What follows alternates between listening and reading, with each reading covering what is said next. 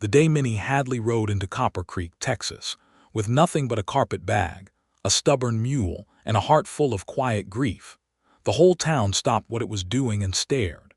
It was the spring of 1878, and Copper Creek was the kind of dusty, sun-baked settlement that had seen its share of desperate people coming through, drifters looking for work, cattle ranchers pushing herds north, gamblers and preachers, and snake oil salesmen who all left just as fast as they arrived. But Minnie was something different.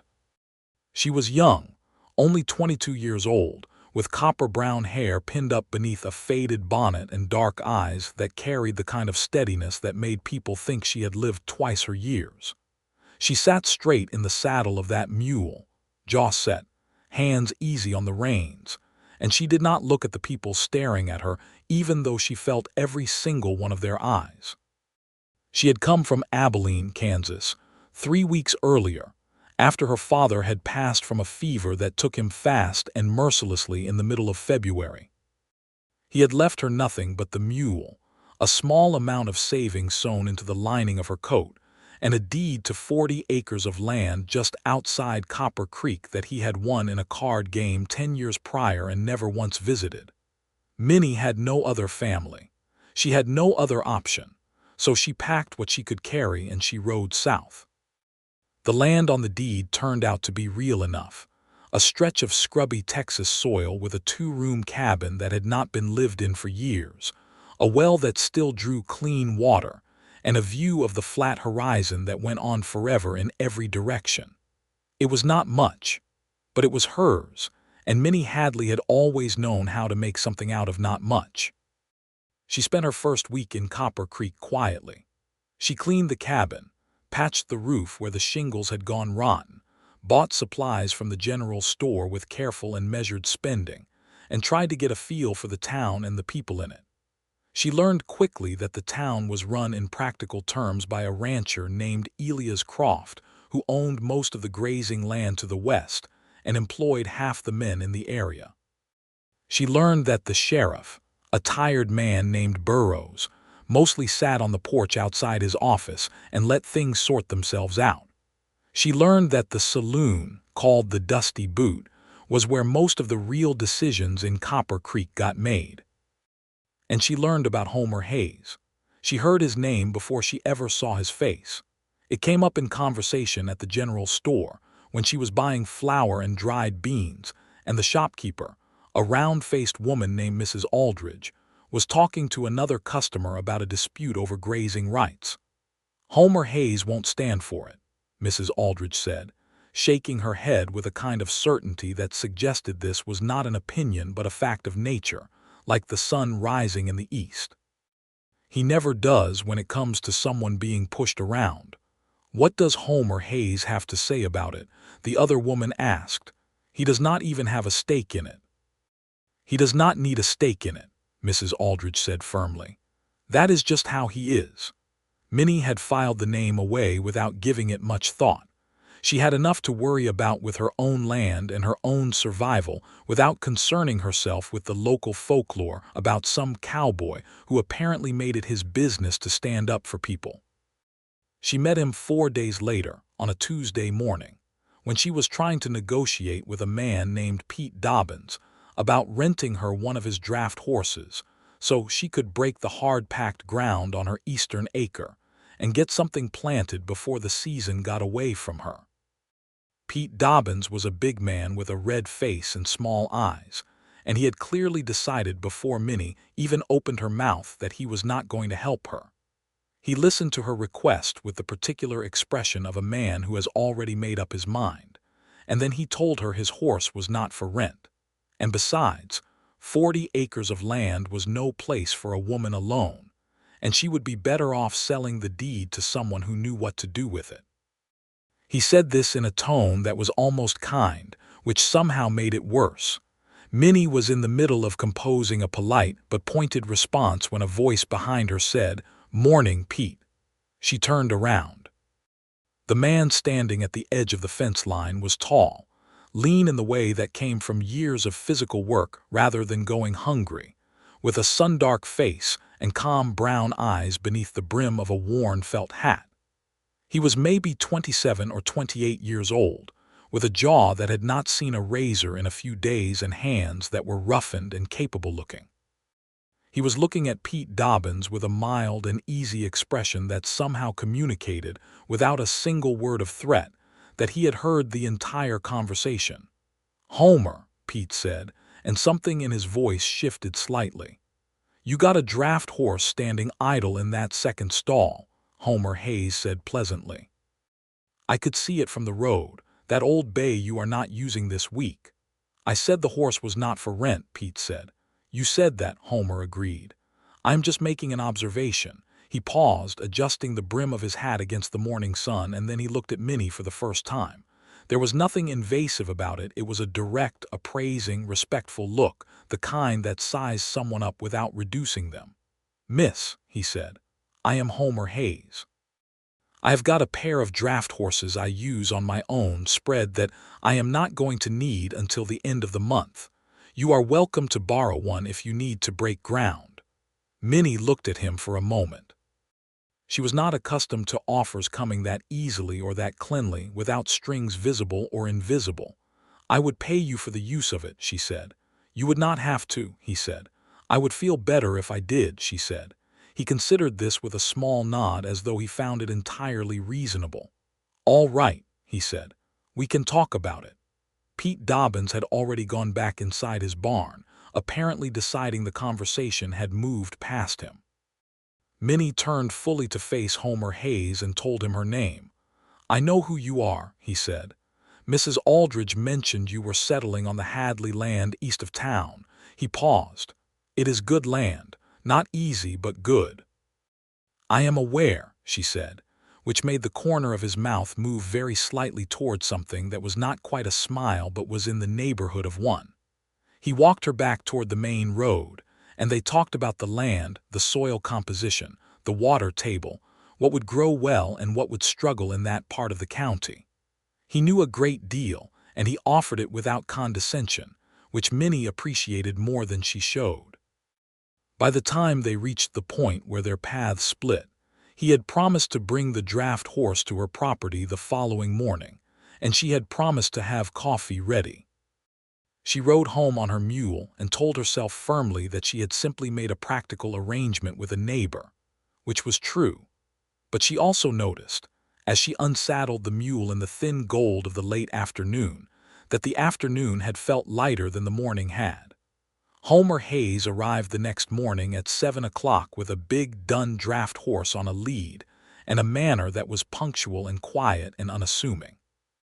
Minnie had the coffee ready as promised, and they drank it standing at the fence while he explained the horse's habits, that she preferred to be talked to while she worked, that she pulled left if you let her, that she had a sensitive mouth and did not need a heavy hand. "You sound like you are introducing me to a person," Minnie said. "Horses are people," Homer said simply, which was not something she had ever heard a man say before, and which she found unexpectedly charming. They worked through the morning together, Minnie handling the horse while Homer adjusted the harness and guided the plow line and gave instruction only when it was needed and stayed quiet when it was not. By noon they had broken a substantial portion of the eastern acre, and Minnie's arms ached pleasantly, with the good, honest ache of real labor accomplished. She made lunch from what she had in the cabin: biscuits and salted pork and the last of the dried apples, and they sat on the front step and ate while the horse grazed peacefully in the field behind them. "What made you come to Copper Creek?" he asked. He did not ask it the way some people did, with the implication that there must be something wrong with a woman who arrived alone. He asked it like someone who was genuinely interested in the answer. She told him about her father, about Abilene, and the long 3 weeks of riding south, and the deed that had turned out to be real. She did not elaborate much on the grief because she was not the kind of person who elaborated, but she did not hide it either. He listened without interrupting, which was rarer than it should have been. "I am sorry about your father," he said when she had finished. "Thank you," she said. It was the right thing to say, and he said it right without excess, without the kind of pity that made grief feel like a performance. "My father died when I was 16, he said after a pause. "It changes things." the landscape of things. Yes, she said, that is exactly what it does. They looked out at the flat horizon for a moment in shared understanding, and then the horse neighed at something in the middle distance and they both laughed, and that was the beginning of it, though neither of them would have called it that then. Over the following weeks, Homer Hayes became a regular presence on Minnie's property. He had his own spread to run a modest cattle operation about 4 miles to the north, and he was busy with it, but he found reasons to come by. He helped her repair the barn roof when a late spring storm took off a section of it. He brought her a second-hand seedling from his own garden when hers were slow to come up. Once, when a rattlesnake got into her chicken coop and caused a great deal of noise and chaos, he arrived within 20 minutes of her sending her nearest neighbor's boy with a message, dealt with the snake with efficient calm, and then stayed to help her settle the chickens back down, which turned into 2 hours of comfortable conversation on the back porch as the evening cooled around them. Minnie was not a woman who fell easily. She had lived enough of a life, even at 22, to be careful about what she let matter to her. But Homer Hayes was a problem, in the best possible sense, because he was exactly the kind of man she had never been able to dismiss. He was honest without being harsh. He was capable without being overbearing. He had strong opinions about things that mattered and no opinions at all about things that did not, which was an extremely rare combination.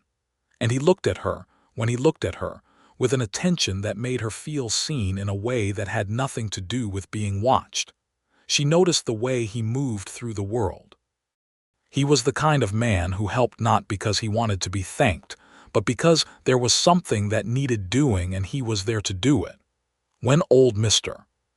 Ferris's fence blew down in the spring wind and Ferris was too unwell to fix it himself, Homer spent a Sunday afternoon repairing it without being asked. When a Mexican family named Reyes came through town with a broken wagon wheel and nobody else was offering to help, Homer stopped what he was doing and helped them fix it, and he talked to them without the contempt that too many people in town saw fit to direct at anyone who was not like them. Minnie had witnessed this from across the street and it had told her something important about him. She also noticed that he was careful with her. He did not press her. He did not assume. He did not take the easy road of familiarity before familiarity had been earned. When he came to her property, he always announced himself from the gate rather than riding in unasked. When he disagreed with something she said, and occasionally he did, he said so plainly, and then listened to her response with genuine consideration. He treated her thoughts as if they were worth thinking about, which was not always how the world treated the thoughts of women, and Minnie was deeply aware of the rarity of it. For his part, Homer Hayes was in a quiet kind of trouble that he was not quite ready to name yet. He had come to Copper Creek 4 years earlier, after spending his early 20s riding the cattle trails north out of San Antonio and working other men's spreads, until he had saved enough to start his own small operation. He was not a man who talked easily about himself, and so most people in Copper Creek knew him by his actions more than his words. They knew he was reliable, that he was fair, that he would not stand by when something wrong was happening, and that he was alone in a way that had started to feel less like a choice and more like a habit. Minnie Hadley disrupted that habit thoroughly. He found himself thinking about her at odd moments throughout his days, while mending fence or moving cattle or sitting on his porch in the evenings watching the sky go purple and orange and finally dark. He thought about the precise way she held herself when she was dealing with something difficult, the small controlled tightness around her jaw that told you she was working through it rather than around it. He thought about the way she laughed, not often, but when she did, it was genuine and unguarded, and it changed her face entirely in a way that was hard to stop seeing once you had seen it.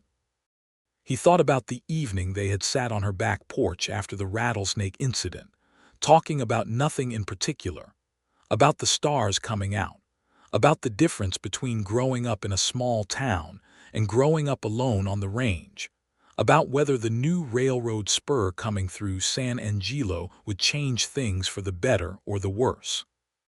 They had talked for 2 hours without effort, and when he finally rode home in the dark he had felt, in a way he could not quite put words to, that he had been somewhere he belonged. He was careful not to let it become too much before she was ready. He had a deep respect for her independence and her self-sufficiency, and he knew that a woman who had ridden 3 weeks alone through the Texas plains to rebuild her life was not someone who would appreciate being crowded. So he held his feelings with a steady and patient hand, the way he held a difficult horse present, consistent, not pushing, and he let things develop at their own pace. The turning point came on a warm evening in late May.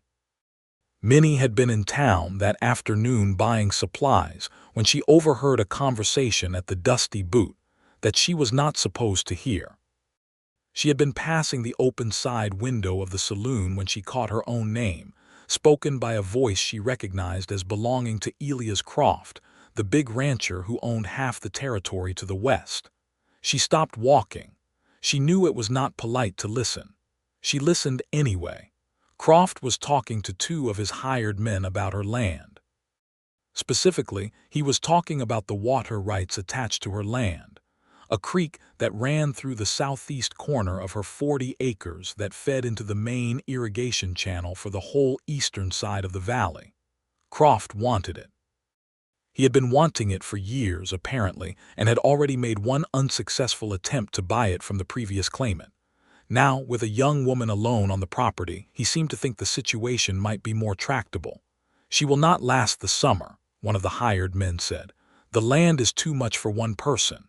"She might last longer than you think," Croft said, and there was something considered and a little cold in how he said it. "We may need to help things along."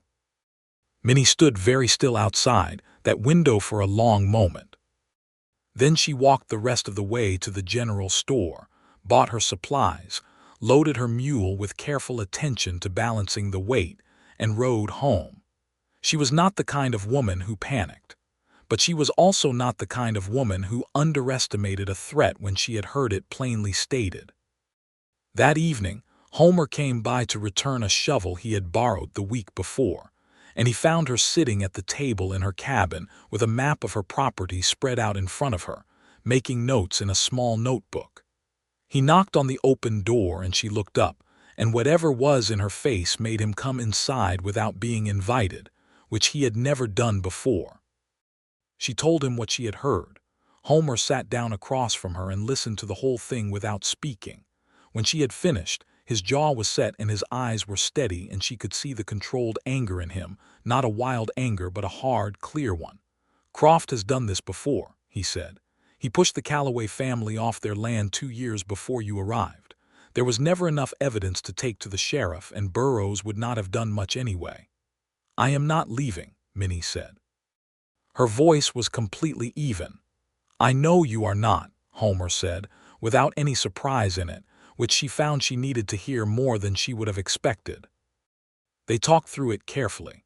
The water rights were tied to the land deed and were clearly documented.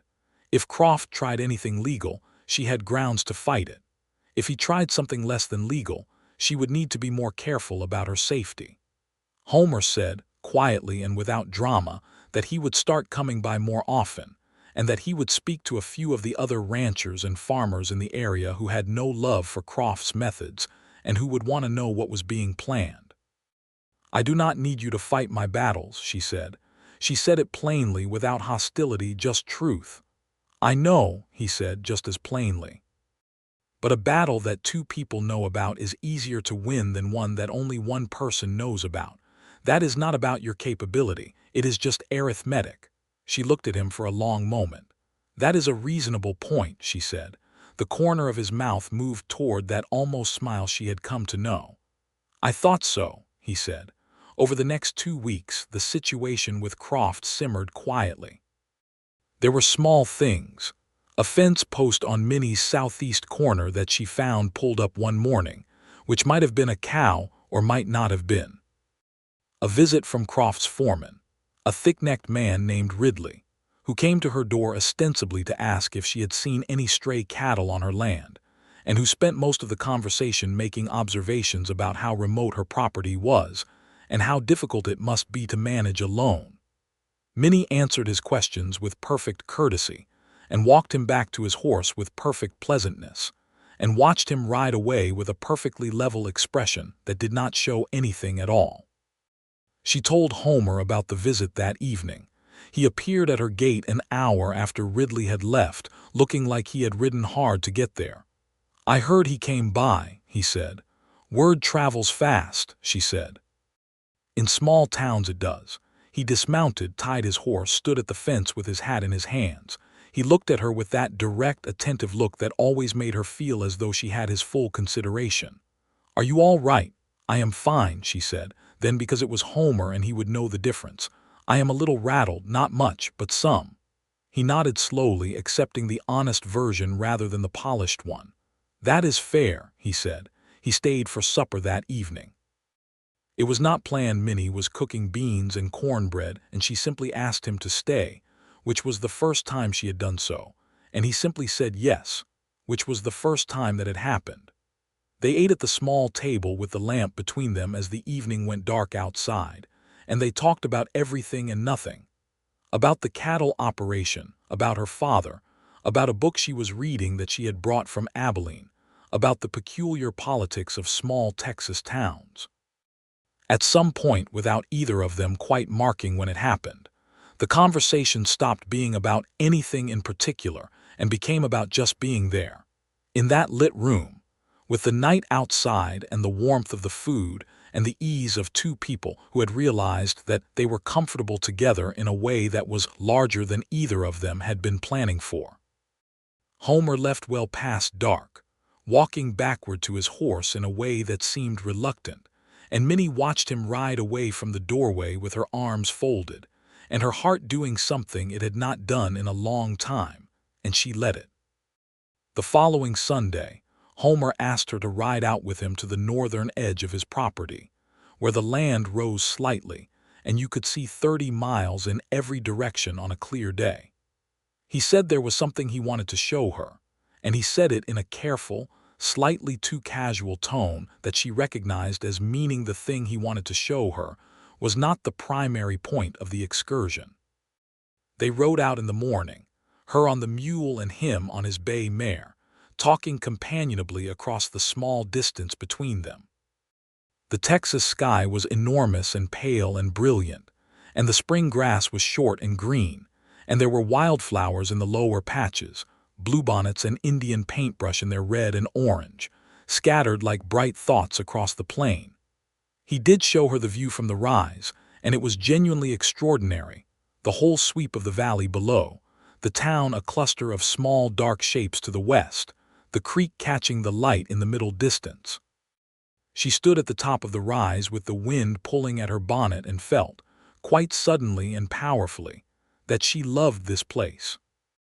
That this flat, difficult, beautiful country was already hers in a way that went beyond the deed in her coat. She said something of this out loud, quietly, more to herself than to him, and he said, equally quietly, "I felt the same way the first time I stood up here." She turned to look at him. He was looking at her rather than at the view, and he did not look away when she caught him at it. "Minnie," he said. His voice was careful and honest and steady. "I want to say something, and I want to say it clearly so there is no misunderstanding. You can say whatever you like back to it and I will accept it, and nothing between us changes unless you want it to." She waited, her hands quiet at her sides. "I have developed a very significant feeling for you," he said. "I have tried not to rush it or to press you, because I know you came here to build something of your own and I have every respect for that. But I think you ought to know where I stand, because I think honesty between people matters more than comfort." He paused. "I would very much like to court you if you are willing. And if you are not, I understand it, and we remain friends and neighbors, and that is enough." The wind moved through the grass on the hill. Below them, the valley was bright and wide and still. Minnie had known this was coming, or something like it, for several weeks.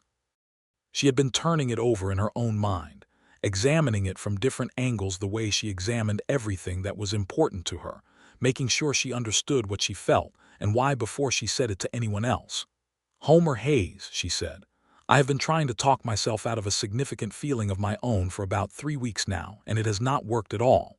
Something shifted in his face, a long, quiet, genuine relief. "Then I think we are in agreement," he said. "I think we are," she said. He did not kiss her then, it was not the right moment for that, and he read the moment correctly, which told her something important about him. Instead, he offered her his hand to shake on it, as though they were making a deal, and she laughed at that and shook it. And then they stood on that hill together in the wide spring morning and looked at the valley they both loved, and the feeling between them was warm and solid and real. The courtship, once it was established, was a natural deepening of what had already been growing between them. Homer came to dinner at Minnie's cabin twice a week. She came to his spread on Saturday mornings, and they worked together on whatever needed doing, mending fence, sorting cattle, the 100 small tasks of keeping land alive. They rode out together on Sunday afternoons when the week's work permitted it. They talked endlessly and easily, and they also sat together in a comfortable silence that Minnie had always considered a truer test of compatibility than any conversation. She learned more about him in those weeks. He had grown up in Central Texas, the son of a farmer who had worked hard and died early, leaving Homer and his mother to manage a small holding by themselves. He had worked cattle drives from the time he was old enough to be useful on them, first as a drover and eventually as a scout. He had seen a good deal of the West in those years, and he had come home from it with a clear-eyed understanding of both its beauty and its cruelty, and a profound distaste for the kind of men who used the wide open nature of frontier country as an excuse to do whatever they wanted to whomever they wanted without consequence. He had been in one serious fight in his life, he told her, and it was not something he was proud of and not something he would tell her the details of, but he would tell her that it had been over something that mattered, and that he had come out of it with a scar on his forearm, and a confirmed belief that violence was almost always the failure of some earlier choice. He was not a man who avoided conflict, but he was a man who preferred to resolve it before it came to fists or worse. Minnie told him, in turn, about her own years in Abilene, about growing up in a railroad town that was just beginning to settle down from its wildest years, about her father who had been a good man and a dreamer and a moderate gambler who won more than he lost. She had worked as a seamstress from the time she was 17, building a small business that she had been quietly sad to leave behind when she came south, because she had been good at it and because it had been hers. She told him about a man she had almost married at 20, a cattle buyer from Missouri named Warren who had been suitable in all the ways that mattered on paper and deeply unsuitable in the ways that mattered in reality. She had known it and ended it, and her father had quietly told her he was relieved, which she had not expected. Homer listened to all of it with the same attentive quiet he brought to everything she said. When she finished the story about Warren, he said, "He sounds like a man who saw what he wanted and called it love." "Yes," Minnie said, "that is exactly what he was." Homer looked at her steadily. "That is not the same thing," he said. "No," she agreed. "It is not." The trouble with Croft came to a head in mid-June, on a hot Wednesday afternoon when Minnie was working in her garden and heard voices at the south fence. Ridley was there again, this time with 2 other men she did not recognize, and they were looking at the section of her fence that ran along the creek. One of the men was holding a surveying tool. Ridley noticed her walking toward them and had the grace to look slightly uncomfortable. "Miss Hadley," he said. "Mr. Ridley," she said. "What are you doing on my fence line?" "Just checking the boundary markers," Ridley said, with an ease that told her it was a prepared answer. "Mr. Croft believes there may be a discrepancy in the original survey." "There is no discrepancy," Minnie said. "I have had my deed verified by the county records office. The boundary is exactly where it is marked." "Mr. Croft believes otherwise," Ridley said. "Then Mr. Croft can take it to the county judge," she said. "Until that time, I would appreciate you stepping away from my fence." There was a long moment during which Ridley weighed something behind his eyes. Then he nodded, and the three men moved off, and Minnie stood at the fence and watched them go with her hands steady and her heart beating faster than she wanted it to. She rode to Homer's spread that afternoon, which was not something she usually did unannounced, and she found him in his corral working with a young horse. He saw her face as she rode up, and he put the horse away without a word. She told him what had happened. He listened, and she could see the hard, clear anger again, controlled and purposeful. "He is moving faster than I expected," Homer said. "What does he actually want?" Minnie said. "I understand the water rights, but this feels like more than that." "It might be," Homer said. "Croft has been trying to consolidate the East Valley land for 3 years. Your 40 acres sits in the middle of a larger plan. If he can get your water rights and your southern boundary, he controls the irrigation for everything east of the creek. He can charge other farmers whatever he likes for access." Minnie was quiet for a moment, thinking it through. "That is not about my land specifically," she said. "He would do the same thing to anyone who owned it." "Yes," Homer said, "but you are the one who is there, and that means it falls to you." He paused. "And to people who choose to stand with you." "Homer," she began. "I am not asking your permission to care about what happens to you," he said quietly. "I am just telling you that I do." She looked at him for a long moment. The late afternoon light was cutting low and golden across the corral, and it made his face look very clear and direct. She thought about what it meant, not the practical support, which she had already accepted and was grateful for, but the deeper declaration underneath it. The choosing of it. "I know you do," she said, and she let her voice be warm when she said it. They went to see a lawyer in town the next morning. A man named Alfred Boone, who had an office above the assay shop and who was, Homer said, the most honest attorney in the county, which admittedly was not a high bar, but in Boone's case was genuine praise. Boone looked over Minnie's deed and her water rights documentation for an hour, asked sharp, precise questions, and then leaned back in his chair and told them that the documents were solid and that any claim Croft made about a surveying discrepancy would not survive a judge's examination. "The question," Boone said, "is whether he tries to make the property untenable through other means before it gets to a judge." "Such as?" Minnie asked. Boone spread his hands. "Harassment, fence damage, interference with your water access. Nothing that rises clearly to the level of crime, but enough to make the situation unpleasant." "I am not leaving," Minnie said. Boone looked at her over his spectacles. "I gathered that," he said, with the first hint of warmth she had seen from him. "Good. Then we wait and see what he does, and we document everything carefully." Homer filed a formal notice with the county clerk that afternoon, creating a documented record of Croft's surveying visit and Minnie's objection to it. It was a small step, but an important one. It established a paper trail that would make Croft's position more difficult if he escalated things further. Walking back from the clerk's office, Homer took her hand. He did it simply and without announcement, just reached out and took it as they walked down the main street of Copper Creek in the afternoon heat, and Minnie let him. And they walked like that past the general store and the blacksmith and the dusty boot, without either of them making anything of it, but both of them feeling it settle something. Mrs. Aldridge saw them from her shop doorway and smiled with the satisfaction of someone who had suspected something was coming and was pleased to be proven right. July arrived with a heat that pressed down on the Texas plain like a physical weight, and with it came the first truly good news of Minnie's season. The garden was producing beautifully. The eastern acre she had broken in May was full of corn and beans and squash, coming in better than she had hoped. The chickens were laying well. She had repaired the cabin to a point where it was genuinely comfortable rather than just habitable, adding a second window to the main room and whitewashing the interior walls so that it felt less like a cave and more like a home. She had also, in the quieter hours of June evenings, taken out her sewing materials for the first time since Abilene.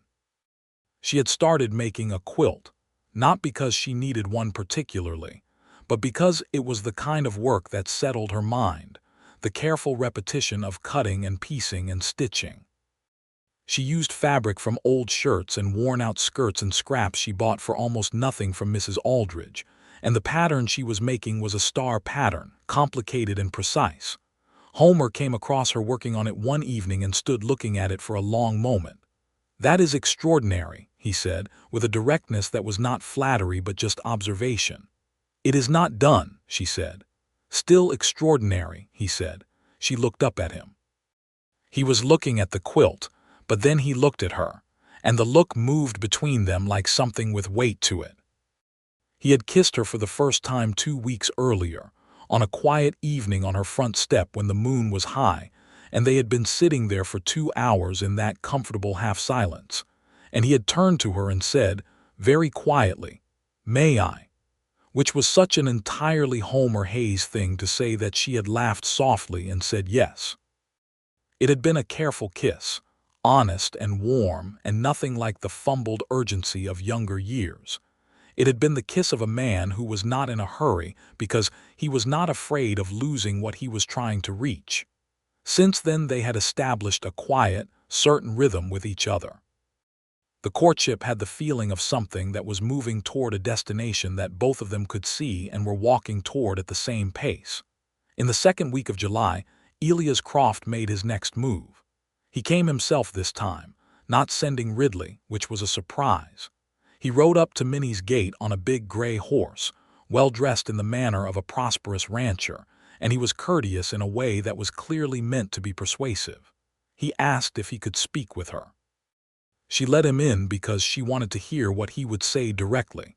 He sat across from her at the table and offered to buy her land. The price he named was not insulting. It was fair, actually, probably close to the market value. He spoke reasonably about her situation, alone on a 40-acre spread, and about the difficulties she would face in maintaining it long-term. He painted a picture of a sensible transaction that would give her enough money to go somewhere easier and establish herself more comfortably. Minnie listened to all of it with her hands folded on the table. "Mr. Croft," she said when he had finished, "I understand what you are offering and I appreciate that you came to make the offer in person. My answer is no. This land is mine and I am not selling it." Croft studied her for a moment. He had the eyes of a man who was used to getting what he wanted and who found obstacles interesting rather than discouraging. "You are set on that," he said. "I am entirely set on it," she said. He stood, put on his hat and moved to the door. At the threshold he turned back and looked at her one more time. "You are a capable woman, Miss Hadley," he said, and it was almost like a compliment except that it was not quite. "I hope things work out for you here." "I am confident they will," she said. She told Homer about the visit that evening and he was quiet for a moment and then said, "He came himself. That means he has decided to approach it differently." "Different how?" she asked. "I do not know yet," he said, "but coming himself is not an escalation. It might be a recalculation." He paused, turning his hat in his hands. A habit she had learned meant he was thinking carefully. "It might also mean that he is going to give up on this particular angle and find another." "What other angle is there?" she asked. Homer looked at her. "If he cannot buy the land or claim a surveying dispute, the next logical move is to try to acquire the water rights separately, through the county water board. There is a hearing process for contested water claims." "Can he do that legitimately?" "He can file a claim," Homer said. "Whether it holds up is a different question." "But it could tie things up in legal process for months." Minnie absorbed this. "Then we prepare for that," she said. "We do," he said. And then he said more quietly, "Minnie, I want you to know that whatever comes of this, whatever Croft does or does not do, I am not going anywhere." She looked at him across the table. The lamp was between them again, warm and steady, and outside the summer night was huge and star-scattered. "I know," she said. "I want you to know the same." Something in his face settled into a calm that was different from his usual steady composure, softer, more open. "I do know," he said, "and it matters to me more than I am probably saying clearly right now." "You are saying it clearly enough," she said. They sat there a while longer, and then he rode home through the summer dark, and she stood at her door and watched him go and felt the full warm weight of it. The knowledge that she had not simply survived her father's death and the upheaval of moving and the threat of Croft and all of it. She had, in the middle of all of it, found something she had not been looking for and was astonished to have. August brought the water claim filing, just as Homer had predicted. Croft's lawyers filed with the county water board a claim, disputing the origin of the creek water as it passed through Minnie's southeast corner. It was a technical and obscure argument, but it created a formal legal process that would take several months to resolve. Minnie documented everything carefully, with Boone's guidance. She had testimony from 2 neighboring farmers who had used the creek water for decades and whose own records supported her claim. She had the original deed documentation. She had Homer's careful, methodical research into the county's water history, which he had spent 3 weeks of evenings compiling from records at the county clerk's office, riding into town after his own work was done to dig through ledgers and survey maps. She said one evening when he brought her the latest stack of notes from the records office that she did not know how to adequately thank him for all of it. He looked at her with that direct, quiet look. "I am doing this because I want to," he said, "not for thanks." "I know why you are doing it," she said. "That does not mean I do not want to acknowledge it." He was quiet for a moment. "I have been thinking," he said carefully, "about the future, about what I want it to look like. And I find that when I think about it honestly, you are in every version of it." Minnie's hands were still on the papers in front of her. "That is a significant thing to say," she said. "I know it is," he said. "I wanted to say it honestly rather than dress it up, because I think honesty suits us better than dressing things up." "It does," she said. "I am not asking you to decide anything tonight," he said. "I just wanted you to know where I am so that you know what you are deciding about when the time comes." She looked at him for a long moment. The summer night outside was alive with cricket sound, and the lamp was casting its warm circle around the table, and Homer Hayes was sitting across from her with his hat in his hands and his eyes absolutely steady and honest. "Homer," she said, "I think I have already decided." Something moved through his whole face, not surprise exactly, but the release of something held. "Would you be willing to tell me what you decided?" he asked very quietly. "I think," she said just as quietly, "that you are the person I want to build things with, here on this land in this place. I think that has been true for a while now, and I am done turning it over to make sure." She paused. "I am sure." He reached across the table and took her hand in both of his. His hands were rough and warm and certain. He said her name once, just her name, in a voice that made it sound like something that had been waiting a long time to be said exactly like that. They were married in October, in the cool of the Texas fall, in the yard outside Minnie's cabin, their cabin now, because Homer had quietly proposed properly 2 weeks after that August evening, getting down on one knee on her front step with a ring that had belonged to his mother, and asking in the same direct and honest way he did everything, without elaborate performance but with profound sincerity. Minnie had said yes before he finished the question, which made him laugh in the way she loved, fully and without reservation. The wedding was small because they wanted it that way. Mrs. Aldridge and her husband came, and Alfred Boone, and the Ray's family whom Homer had helped with the wagon wheel and who had become quietly good friends in the months since. A few of the neighboring farmers and ranchers attended, including old Mr. Ferris, who came in a borrowed buggy and wept openly throughout the ceremony with a complete lack of embarrassment that Minnie found deeply touching. The minister was a traveling man named Reverend Clay, who happened to be passing through, and agreed to perform the ceremony with evident warmth. There was no finery. Minnie wore a dress she had made herself from good cream-colored cloth, with careful embroidery at the collar and cuffs that had taken her 3 weeks of evening work, and was the finest sewing she had done in years. Homer wore his best dark coat and a pressed shirt, and had clearly made a serious attempt at his hair, which had not entirely submitted to the attempt. He looked, Minnie thought, looking across at him as she walked toward him in the October afternoon light, like exactly himself, solid and honest and impossibly dear. The vows were simple. They had written them together at the kitchen table the week before, which Minnie had thought would feel strange, and had actually felt exactly right. Two people composing a serious promise together, weighing the words carefully, making sure they meant what they said. When Reverend Clay said the final words and Homer kissed her in front of everyone in the clear autumn air, there was a cheer from the assembled guests that sent the chickens running for their coop and made Minnie laugh against his mouth, which meant the kiss ended in laughter, which was, she thought, exactly the right way for it to end. There was food and music afterward, fiddle music from one of the neighboring ranchers' hands, who played with more enthusiasm than precision, but made up the difference in joy. They danced in the yard as the sun went down, and then danced more quietly in the lamplight as the night deepened, and the temperature dropped, and the stars came out enormous and close over the Texas plain. The last of the guests rode home around 10 o'clock, leaving them alone in the lamplight of the cabin that was now fully and formally both of theirs. Homer had brought his things over during the week before, and the small space had rearranged itself around two people with a naturalness that felt like evidence of something, like the cabin had always been waiting to be full.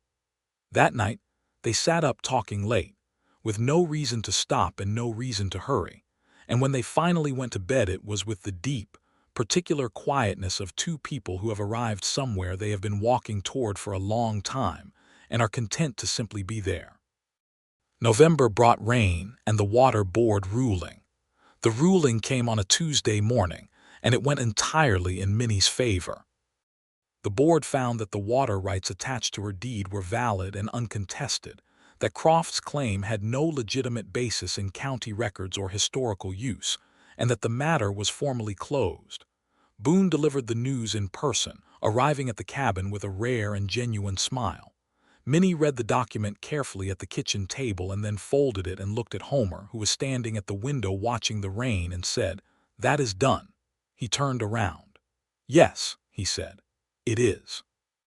She felt something she recognized after a moment as relief, the lifting of the low, steady weight she had been carrying since that evening outside the dusty boot when she had heard Croft's voice through the window.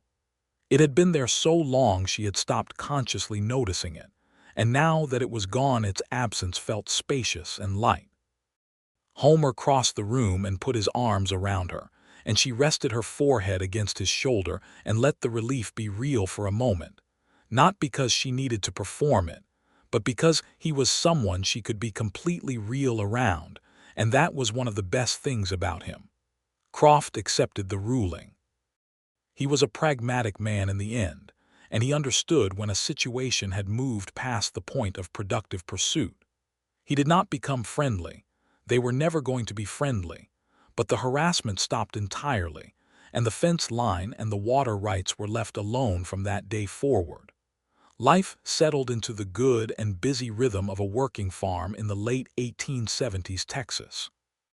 Homer moved his cattle operation to a smaller secondary herd and focused most of his effort on Minnie's 40 acres, which they expanded into a proper mixed operation: cattle, crops, chickens, and eventually 2 pigs that Minnie named with unsentimental practicality and Homer called by their names every single morning, which made her laugh every time. They were genuinely happy in the way that is quieter than excitement and more durable, in the daily specific happiness of a shared life run well. Homer was not a perfect man. He had a stubborn streak that occasionally drove Minnie to distraction, and he had a tendency to take on other people's problems before his own that sometimes meant his own fences were the last to be mended. But he was honest, and he was kind, and he loved her in a way that showed up in daily action rather than declaration, which was the only kind of love Minnie had ever trusted. For her part, she was not easy in all ways. She had a pride that occasionally made accepting help harder than it needed to be, and a directness that sometimes came without enough softening for the person on the receiving end. But Homer had never needed her to be softer than she was, and when her pride got in her own way he said so plainly and without cruelty, and she listened. In the spring of 1879, A year after Minnie had ridden into Copper Creek on her mule, she told Homer over breakfast that she was expecting a child. He put down his coffee cup and looked at her with an expression she had not seen on him before, something completely unguarded and lit, like a window being opened. "Minnie," he said. "In the fall, I think," she said. "September or October." He was around the table in a moment, pulling her up from her chair with a gentleness that was at odds with how fast he moved, and he held her with a careful deliberateness, as though he were very aware of the fact that she was now holding something precious inside her, which she found simultaneously touching and amusing. "I'm not made of glass," she said, but she was laughing. "I know that," he said, his voice muffled in her hair. "I am aware of exactly how not made of glass you are." The pregnancy was, in the main, uncomplicated. Minnie was healthy and strong, and she worked her usual schedule of work longer into the pregnancy than anyone in town thought was advisable, which she responded to with polite nods and continued working. She scaled back in July when the heat was too much and she was too large for certain tasks, and she handed those tasks to Homer without any difficulty, which he took on without making anything of it. He was attentive in all the ways that mattered and not overbearing in the ways that would have been intrusive. He asked how she was feeling and listened to the actual answer. He took over the heavier outdoor work entirely in the last weeks. He learned from Mrs. Aldridge the practical details of what to expect, and he studied them with the same methodical seriousness with which he had studied the water records. When Minnie discovered him one evening reading a dog-eared medical text he had ordered from the nearest city, with the focus of someone memorizing important information, she felt a wave of fondness for him so strong it was almost painful. The baby was born on a cool night in late September, with the help of a midwife named Mrs. Calder, who had delivered half the children in the county, and who ran a calm and competent operation that Minnie appreciated deeply in the middle of a process that required a great deal of both calm and competence. Homer paced the yard outside for 4 hours, which Mrs. Calder had assured him was the standard occupation for men in his position, and was entirely normal. He was allowed in shortly after the baby arrived, stepping through the door into the warm lamplit cabin with his hat crushed in both hands and his face wearing an expression of barely controlled apprehension. Minnie was propped up against the pillows, tired in the bone-deep way that is also somehow fiercely satisfied, and she was holding their son, a boy, solid and pink and loud, with a remarkable quantity of dark hair and Homer's precise jaw already visible in miniature. Homer sat on the edge of the bed and looked at the baby for a long time without speaking. Then he looked at Minnie. "A boy," he said. "His name is James," she said. "James Thomas Hayes, if you agree. James for your father and Thomas for mine." Homer's jaw worked for a moment. "Yes," he said. "That is absolutely right." He held the baby with the concentrated, careful attention he brought to everything important, and the baby, who had been making his displeasure loudly known, went quiet in his father's arms with a swiftness that suggested he found something reliable there. Minnie watched her husband hold their son in the lamplit cabin on the Texas plain in the fall of 1879, and thought about the road she had ridden south on from Abilene a year and a half earlier, with nothing but a mule and a carpet bag and a deed to 40 acres of stubborn land. She thought about what she had come to and what she had built and what had found her in the process of building it. James Hayes grew the way strong-rooted things grow, steadily, reliably, always reaching for more.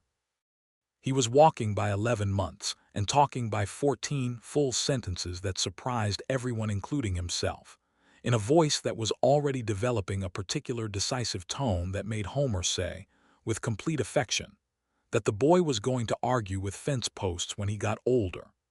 Life on the Hayes property, which Minnie still thought of as hers, and which she and Homer had come to refer to as theirs with the ease of long habit, continued to expand and deepen. The 40 acres became more productive every season as they learned the land better and invested carefully in what it needed.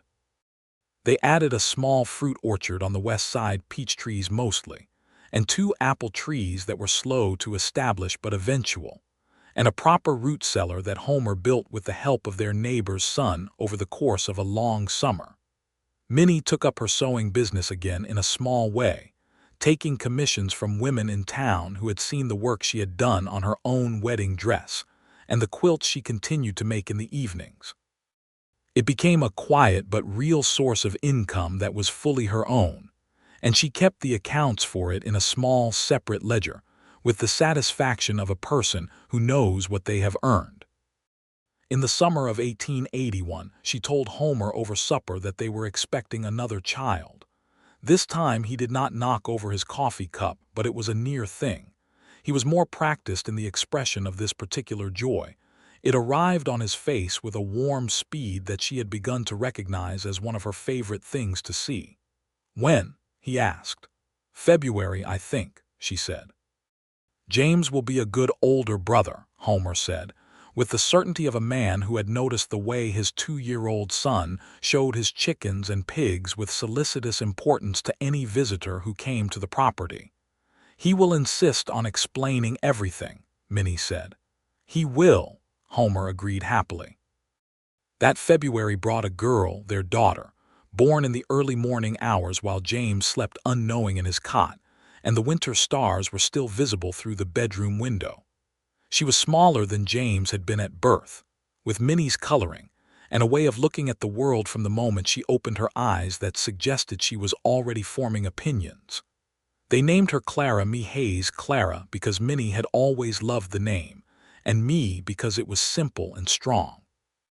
James was introduced to her the following morning with great ceremony, and stood regarding her with an expression of profound seriousness, before announcing that she was very small, and he would take care of her, which he proceeded to take extremely literally for the next several years, in a way that was both endearing and occasionally exhausting for everyone involved.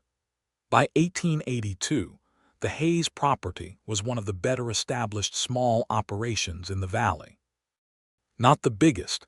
They had never had the ambition for the biggest, but solid and diversified and well-run. They were respected in Copper Creek in the way that is better than being liked. People knew that Homer and Minnie Hayes were honest in their dealings and reliable in a crisis, and that their word meant exactly what it said. Elias Croft had, by that time, sold a substantial portion of his western holdings to a land company and moved to San Antonio, where he became involved in more urban schemes. His departure changed the atmosphere of the Eastern Valley noticeably. There was less of the low-grade tension that had always lived under the surface of community interactions, and the smaller ranchers and farmers moved more freely and more cooperatively, without the shadow of his consolidation ambitions over everything. The Ray's family had settled permanently in the area by then, with a small homestead not far from town, and Maria Ray's had become one of Minnie's closest friends. They spent time together most Thursdays, which had started as a practical exchange of sewing skills and recipes, and had become an important friendship built on mutual respect and genuine affection. Minnie was also conscious of the difficulties the Ray's family navigated in a community where Mexican families were not always treated with the fairness they deserved. She said what she could, and did what she was able, never grandly, because that was not her way, but consistently, and with the same clear-eyed steadiness she brought to everything. Mrs. Aldridge told Minnie one afternoon, while Minnie was buying thread at the general store, that she had always known Homer Hayes would settle down with someone like her. "Someone like me how?" Minnie asked with genuine curiosity. Mrs. Aldridge smiled. "Someone who would not settle for less than his best self," she said. "And who would let him see hers." Minnie thought about this on the ride home, with James on the saddle in front of her asking questions about the clouds and Clara asleep in the sling against her chest. She thought about the woman who had ridden into Copper Creek in the spring of 1878 with nothing but stubbornness and determination and 40 acres of hard Texas earth. She thought about everything that had happened in the years since. She had been afraid, during those early months, that grief would be the defining thing of her life, that the losses she had carried south from Abilene would be the shape she was permanently. And it was true that she still missed her father. She would always miss her father. But grief, she had learned, was not an ending if you refused to let it be. It was something you carried, and what you built around it was what mattered. She had built a great deal, a farm that worked, a business of her own, a friendship that felt like family, a community she had become genuinely part of, and a marriage that was, she reached for the right word and found it, true. Honest and true, made of real material, built on the same ground she walked on every day.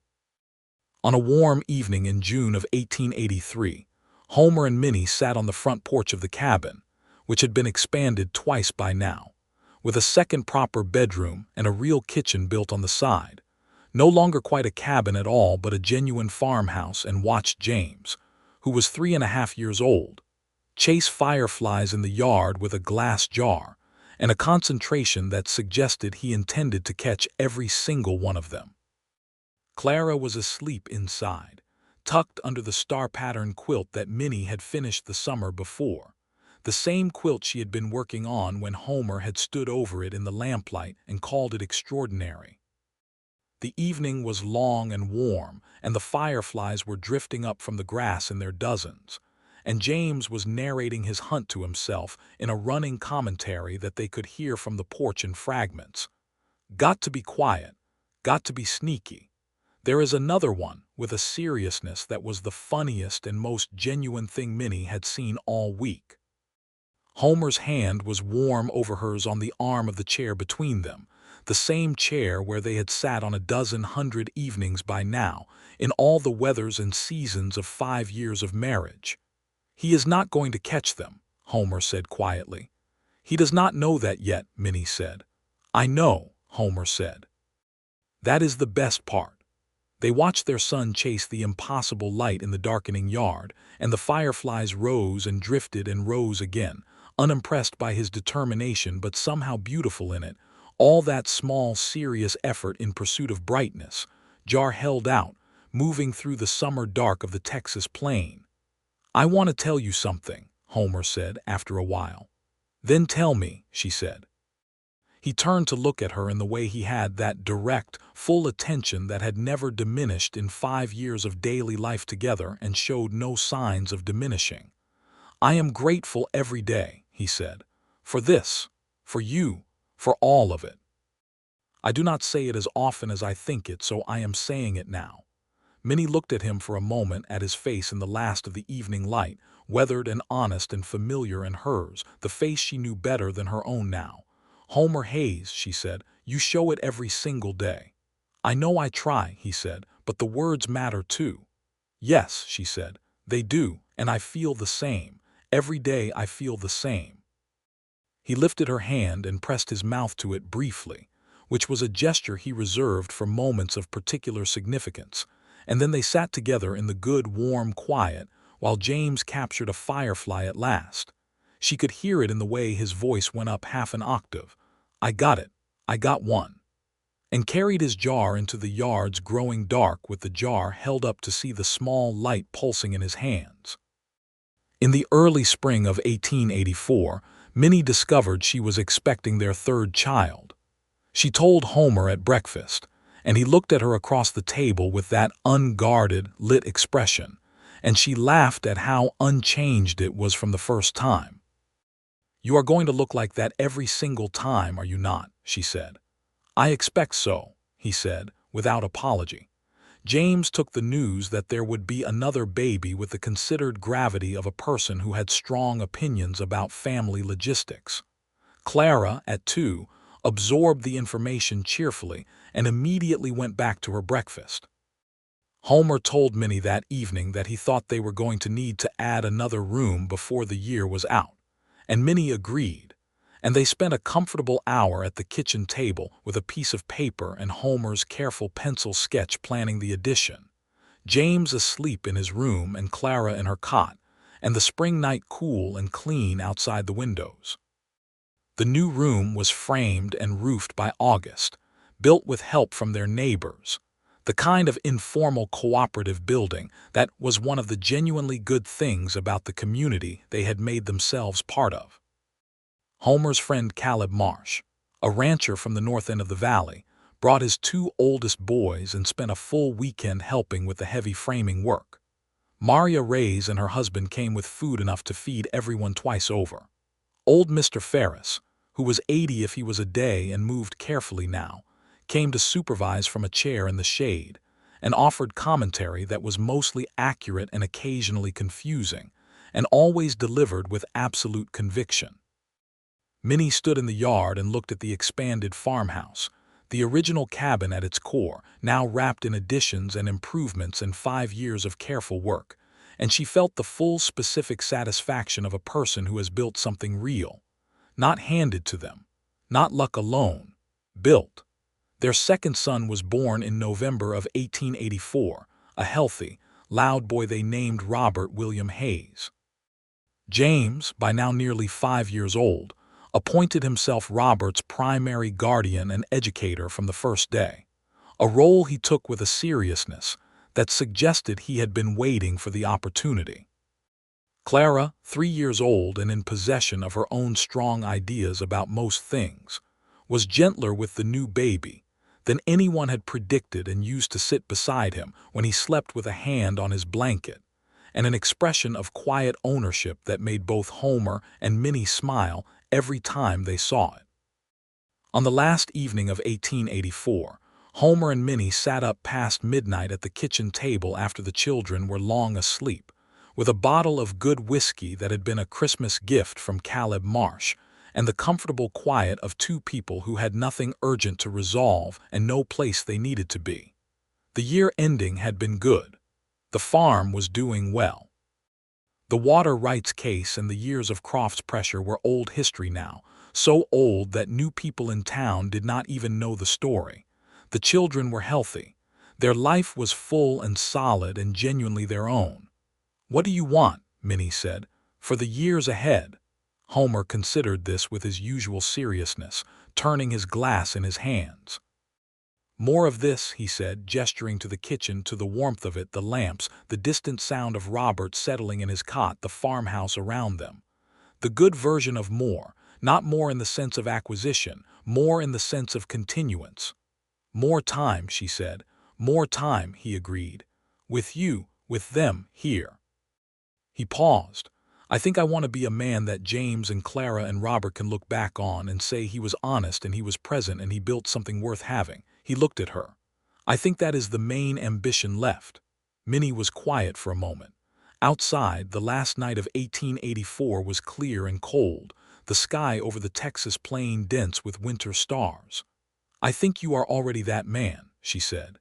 He looked at her with that direct, open look. "Then I want to keep being him," he said. "Then that is what we want," she said. "That is exactly it." They sat together for a while longer, talking occasionally and comfortable in the silence between words, until the cold had deepened enough that the lamp seemed especially warm by contrast, and the new year was well underway outside in the dark.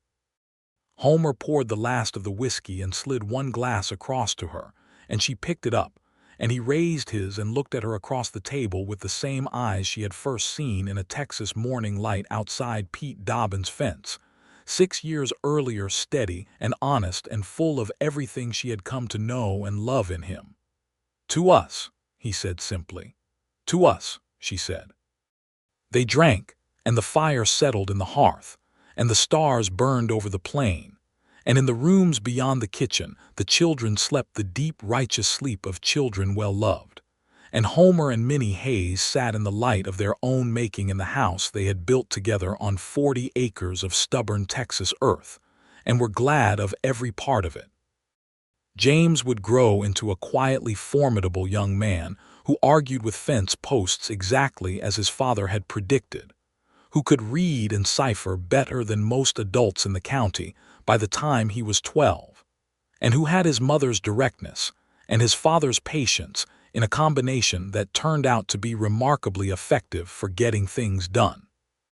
He would take on a great deal of the farm work as he got older, not because he was told to, but because he wanted to, because the land was in his bones the way it was in his parents', absorbed through years of working it alongside them. Clara grew up with her mother's precision and her own particular kind of warmth that expressed itself practically. She was the child who brought you something to eat when you were sad rather than saying much about the sadness, and who made things with her hands with the same loving exactness that Minnie brought to her sewing. She learned the quilt patterns from her mother, and by the time she was 7 was making her own small versions with a concentration that Minnie recognized from the inside. Robert was the child who laughed the most and ran the fastest and climbed the highest, who scraped himself up regularly and healed without complaint, and who had an opinion about animals that matched his father's perfectly. He could communicate with a nervous horse or a frightened dog in a way that seemed almost unfair to the horse or dog in question, since the animal never had a chance of remaining nervous. The Hayes Farm, as it came to be known in the Copper Creek area, was a place that people knew they could come to in difficulty. Not because Homer and Minnie advertised this, but because they had demonstrated it enough times that the knowledge had settled into the community. When the Ray's family had a bad harvest in 1886 and the winter was going to be hard, it was Homer who rode over with extra stores without any announcement. When Mrs. Aldridge's husband fell ill in 1887 and the general store was struggling, it was Minnie who organized a quiet arrangement among the shop's regular customers to keep their accounts paid up and current. When there were disputes among the smaller farmers of the valley about water, about fences, about cattle, it was not uncommon for people to ask Homer to come and speak plainly about it, because everyone knew he would say exactly what he thought, and no one would accuse him of having a stake.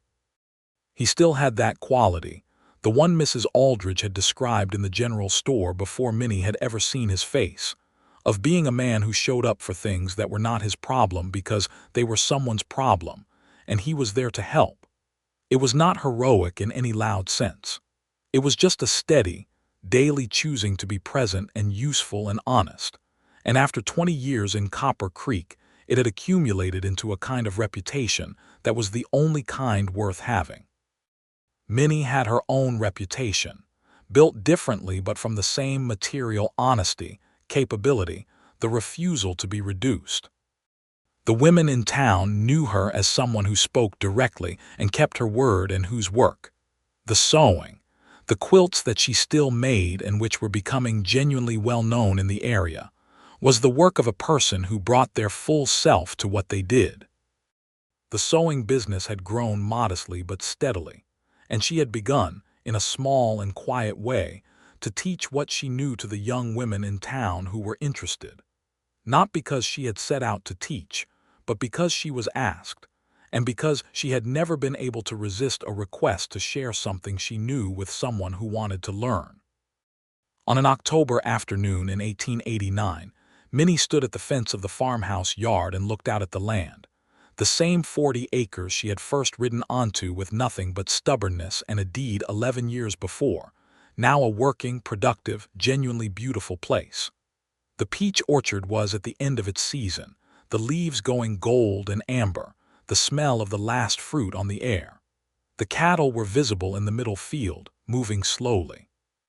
Somewhere inside the house she could hear Robert, who was 4 now, being narrated at by James, and Clara's lighter voice intervening with some kind of mediation. Homer came up beside her at the fence.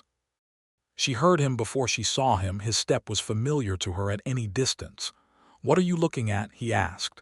"Everything," she said. He stood beside her and looked at it with her, the afternoon light coming long and golden over the plain. "It is a good thing you built," he said. "We built," she said. "Yes," he said. "We." He said it with a warmth that made the word larger than its 2 letters. She leaned against his shoulder, and his arm came around her, and they stood there together at the fence of the farm they had made, in the October afternoon of Texas, and the land stretched out before them in all its difficult, beautiful, hard-won expanse. She thought about who she had been, riding south out of Abilene, the grief and the stubborn hope and the uncertain future. She thought about the mule, who had died peacefully of old age 3 years ago, and who she had buried at the edge of the east field with a small ceremony that had involved James making a solemn speech, and Clara placing wildflowers on the ground and Homer standing with his hat off, and his face doing something she recognized as the controlled expression of a man who is not going to cry in front of his children, but is closer to it than he intends. She thought about the day she had met Homer at Pete Dobbins' fence, and the coffee they had drunk standing up in the early morning, while he explained a draft horse's habits to her as though introducing a person. She thought about the hill where he had told her what she had come to mean to him, with the wind pulling at her bonnet and the valley spread out below, and the way the whole world had felt bright and wide and possible in that moment. She thought about everything that had come after: the courtship, the water rights fight, the wedding in October air, the children arriving one by one into the life they had made, the accumulation of years and seasons and daily choices that had built this particular and irreplaceable thing. "Homer," she said. "Yes," he said. "I love you," she said. Not because she had not said it before. She had said it many times, and he had said it back, and it was as much a part of their daily language as good morning, but because the afternoon was beautiful and the land was theirs, and she wanted to say it directly, the way he had always said important things to her, honestly, without dressing it up. He turned and looked at her with that look, the one that had not changed, that had been the same in its directness and its full attention from the very first time she had seen it. And he said, "I love you, Minnie Hayes. Every part of this life, I love you." Inside the house, Robert started laughing at something, and the sound carried out through the window into the afternoon air, bright and uncomplicated and alive, and they both smiled at it without looking away from each other. The Texas plain went on forever in every direction, flat and enormous and full of light, the same sky it had always been, the same earth under their feet. Copper Creek was small and imperfect and real. The farm was theirs, earned and built and rooted in, the kind of thing that stays. The children were growing and loud and precious. The future was ahead of them, long and open and good. And Minnie Hadley Hayes stood in the October light with her husband's arm around her and thought, "Yes, this is exactly where I was going all along."